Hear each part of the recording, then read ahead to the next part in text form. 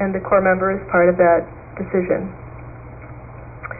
Well, why don't we turn it over to Justin now? Justin is one of our core members, and I'm really pleased that he's here to talk with us.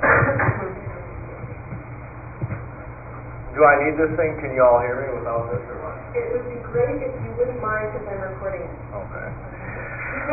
Well, just to give you a little bit of background about me, I guess my name is Justin McCullough, and I've spent basically half of my life in prison. Over 10 years in prison, and probably 3 in juvie, and a couple years in county jail. And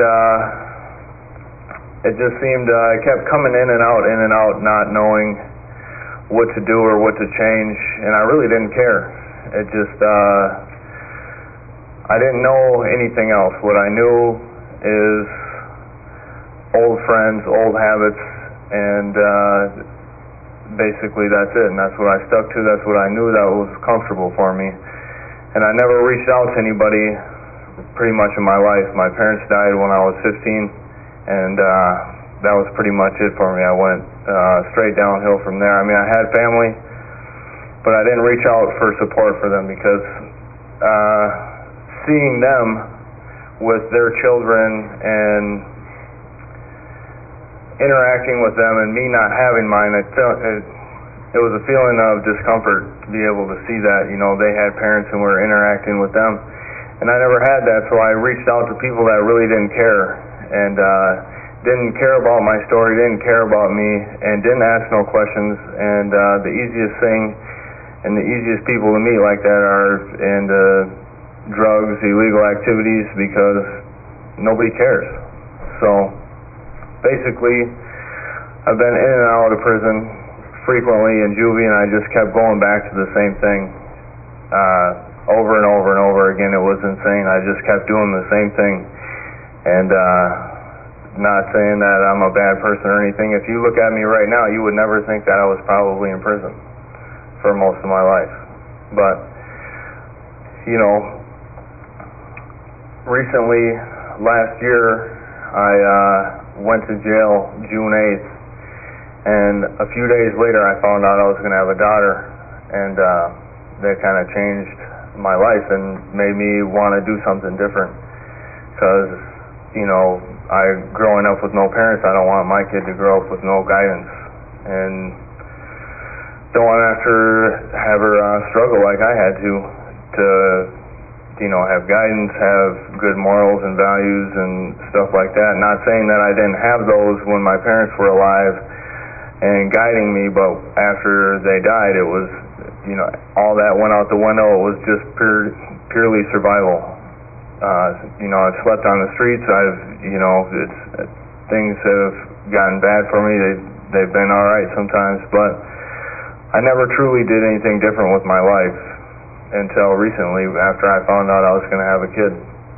And I spent 4 or 5 months in jail, I think, and I was accepted into the drug court program.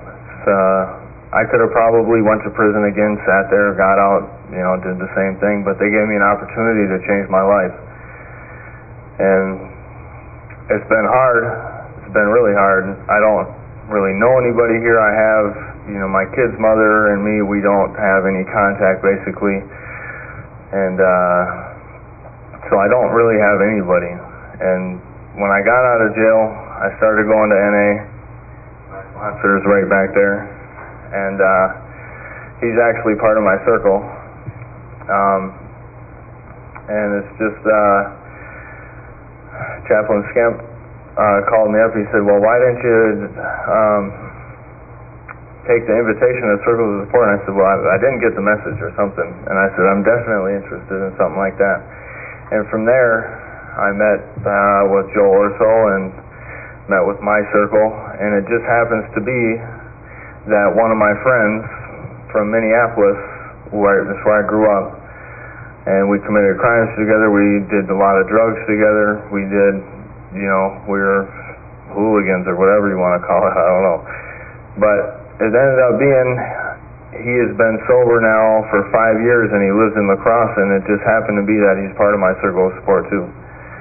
So I haven't seen the guy in over 15 years, and so that it worked out pretty nice. It was comfortable. I didn't go into a situation, apprehensive, nothing like that. It was kind of like a reunion. I haven't seen the guy for a long time, and it kind of broke the ice with the rest of us.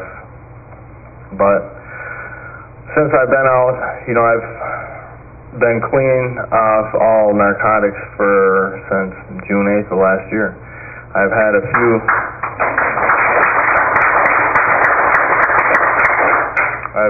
setbacks with alcohol, nothing crazy or anything, no OWIs, no nothing like that. Just somebody reported me that I was in a bar and I shouldn't have been, but when you get stressed out, sometimes there's nothing left to, there's nowhere else to turn, and, sometimes it's still hard for me asking for help.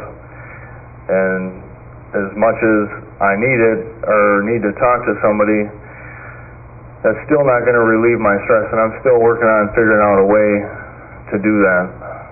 But it's a process, and working with my sponsor, working with Circles of Support, even my PO, she's the one she's like, listen, talking to your sponsor, going to your Circles of Support, or talking to them is going to keep you sober for maybe that night, but the stress is still going to be there. You got to figure out something to do in your life that's going to fix that and take that away instead of it still being there when you wake up, So I'm still working on that, but I'm doing quite well. I got a job. I just got a raise, actually. I got a company vehicle. I'm doing pretty good, and the Circles of Support has helped me in different ways. More, I'm a pretty smart guy. I can, handle pretty much a lot of things on my own. I got my own place to stay on my own. I got a job on my own. I did a lot of things on my own. But what I don't have is support in the community. I don't have real people in the community. Excuse me.